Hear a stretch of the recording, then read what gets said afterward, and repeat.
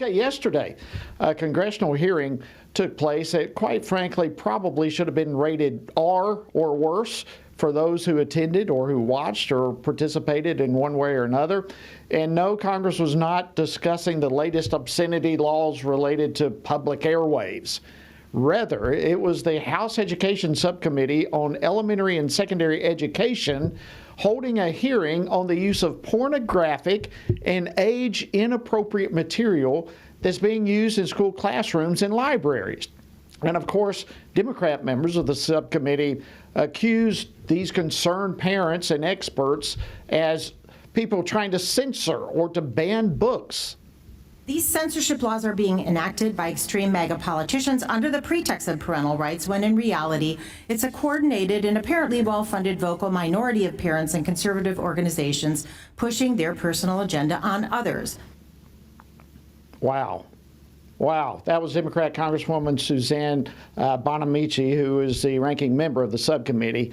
How in the world did we reach a point where Democratic politicians and left-wing nonprofit organizations have made the effort to stockpile school libraries with pornographic material, and this has become one of the Democrats' top priorities? How did we get here? Well, joining me now from the road and by phone to discuss this is Lindsey Smith, who is actually the one who testified yesterday before Congress.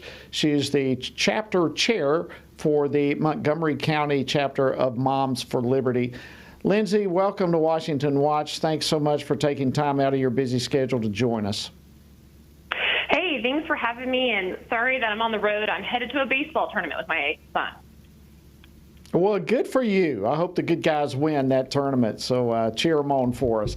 Listen, let's start by addressing the left's framing, if you will, of this whole issue, which we heard from just a few moments ago, where they're trying to accuse you and others of this whole effort to just simply ban books. How do you respond to that?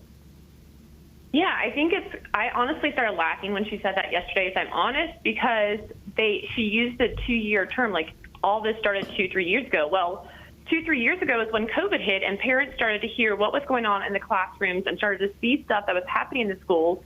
And that's why 2 to 3 years ago, all this stuff started coming out, because parents were hearing things that did not make sense to them, that these kids were being taught, that these kids were being read.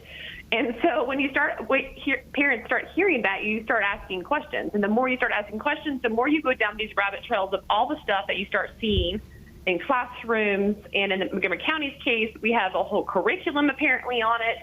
And it's not just a media library book that people want to talk about. So book banning, I would say far from it. I'm just a mom who's not happy with the stuff being taught right now. Well, and not only are you not happy with it being taught, you're stepping up to the plate and you're doing something about it. And Lindsey, that type of courage inspires courage in other people. And so thank you so much for taking a stand. Let me ask you this, in terms of the hearing yesterday, hearing all that was said, the questions that were asked, tell us what stood out to you. What was kind of the big takeaway that you went home with a better understanding, perhaps, of the battle we're facing? Yeah, to be honest, I was telling my husband literally when I got home, I was like, I understand why nothing gets done in D.C. because you have these two parties that are completely on opposite polar spectrums. You think that sexual content in a book in a classroom would be a big ordeal to anybody, but no, the Democrats, I'm a book banner, and I'm just trying to ban books from classrooms that they can literally go down to their public library, and I can find all these books in the public library. So it's not that these books are not accessible to kids, it's that we don't want them in an education setting, and they should never have been in the education setting in the first place. And just the banter between people, I was just like, what happened to the kids' innocence here? Yeah, and I was sorry for interrupting, but I was just going to add, these books and what's in them would be considered illegal. It would be violation of obscenity laws were it taking place anywhere else. And yet there is a pass when it comes to education for obscenity laws. I mean, that's at least the appearance that I'm getting, and I believe many parents like you likewise are believing. Why does the law not apply to the schools? Yes, I've asked that question, and nobody can answer me that question. They always throw it back at health science or health education. And to be fair, we all had health education. We all had to learn about sexual stuff. We didn't need these books to tell us how to do stuff and anatomy and physiology. We could use other textbooks. The other favorite quote they like to do is, "Oh, everybody should see themselves in the book." Well, I don't know any 3 or 4-year-olds that are like a drag queen. I just don't. So I don't know why a 3 or 4-year-old has a drag queen book in the education system. Genderqueer is another one. Like, why is a 14, 13-year-old need to figure that out strapped on sex toy? Like, that makes no sense to this mom. And the fact that we might as well let our kids get tattoos and all this other stuff at this point is we're going to clearly open the door for all the sexual stuff that we're allowing.